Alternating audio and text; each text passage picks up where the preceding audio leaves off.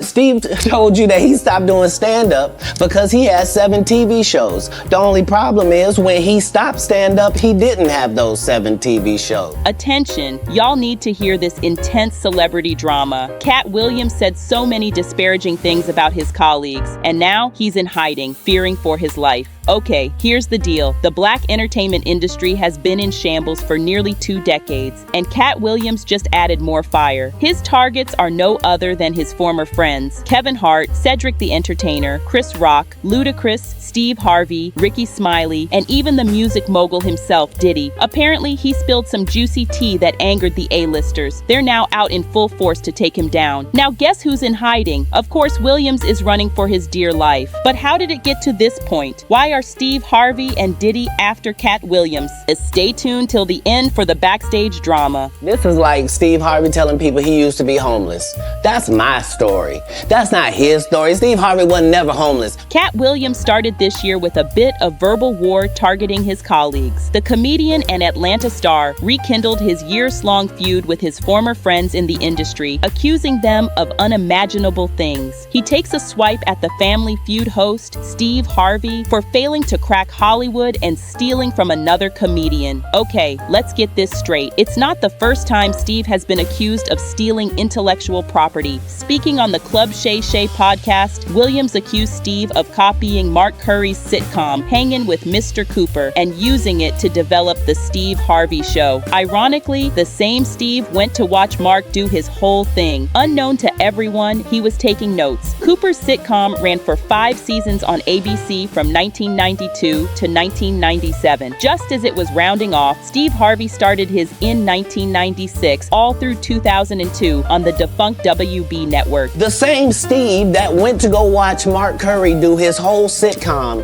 and then stole everything Mark Curry had. Katt Williams added that Steve wasn't talented enough to become a movie star, but he was forcing his way into the industry. Katt and Steve's feud dates back to 2008, when Katt Williams tried to drag Steve into a stand-up comedy battle. Earlier, Katt Williams boasted that he would take Steve's King of Comedy crown from him. The pair performed on the same bill on New Year's Eve in Detroit that year. Katt lashed out at Steve and made personal jokes at him. Their beef is still very much alive years later. With one Katt Williams in Detroit in front of 10,000 people and lost because Katt Williams said he was actually bald and that was a wig. And I went in and that's why he couldn't do stand-up anymore. After Katt's podcast interview with Shannon Sharpe went viral, fans dug out old clips of Curry accusing Steve of stealing his comedy material. During an interview in 2019, Curry said that he fell out with Steve after he copied his material. Could Curry and Katt Williams be wrong at the same time? Anyway, it appears that Steve Harvey isn't just a master at stealing. He also gaslights his colleagues. Katt Williams recounted that he was asked to join the original Kings of Comedy, featuring Steve, Cedric the Entertainer, and D.L. Hewley after Bernie Mac's exit. He questioned why he was asked to join the group only after his friend Bernie passed on. Again, he called out Steve Harvey for trying to derail Bernie's movie career. Ed Lover also confirmed that Steve tried to steal Bernie's role as Frank Catton in the film Ocean's 11. Williams insisted that Steve was acting weird the whole time because he thought he was funnier than Bernie. Meanwhile, the late comedian's daughter, McCullough, hailed Katt Williams for standing up for her father. In a video shared across social media, she noted that the interview was hilarious and thanked the Friday After Next actor for shedding light on how cutthroat their industry is. Katt Williams interview on Club Shay Shay. The interview heard round the world. And I don't know, my take is probably going to be really boring. Meanwhile, Steve has since responded to the backlash. He took to his official Twitter account to share a tweet about haters. The caption goes, "You don't have to address your haters. Oh well, there can be only one hater at this point." The clip also features a video of him speaking to an audience on the Family Feud TV show. He continued, "Oh no, you ain't gotta tell nobody nothing. All you got to do is be it. You don't have to open your mouth." He went ahead to quote the Bible verse, Psalms 23:5. He prepares a table trouble in the presence of mine enemies. He do it all the time. All my haters, I ain't gotta say nothing to them. They got TV. He then shared the only reason someone would have haters. According to him, the only reason you have haters is because you're effective. You have haters for two reasons. You're doing something they're jealous of, or God is preparing to take you somewhere, and the devil is providing opposition. He concluded, saying that he was waiting to see what God would do. Call Katt Williams a Hollywood whistleblower if you want, but he doesn't mind. While Diddy is still battling allegations against him, Katt Williams reignited rumors that Diddy is gay and does shady things with boys. Recall that the Bad Boy Records boss was accused of assault by at least 4 women, including his ex-girlfriend, Cassie. He has since denied the allegations against him. To kick off his conversation about Diddy, Williams told Shannon Sharpe that the music mogul once invited him to one of his gay parties, but he had to turn him down. He also claimed that he walked away from $50 million 4 times during his career to protect his integrity. While he appreciates Hollywood, he'd rather stay away from any with a man. Who gonna turn down $50 million? Now, I've had to turn down $50 million 4 times. Diddy tried to hit on him during the party, but he said a big no to him. His latest bombshell reignited the conversation on Diddy's sexuality. Is the hip-hop mogul gay? Let's go back to Diddy's verse in rapper Blood Orange's song, Hope.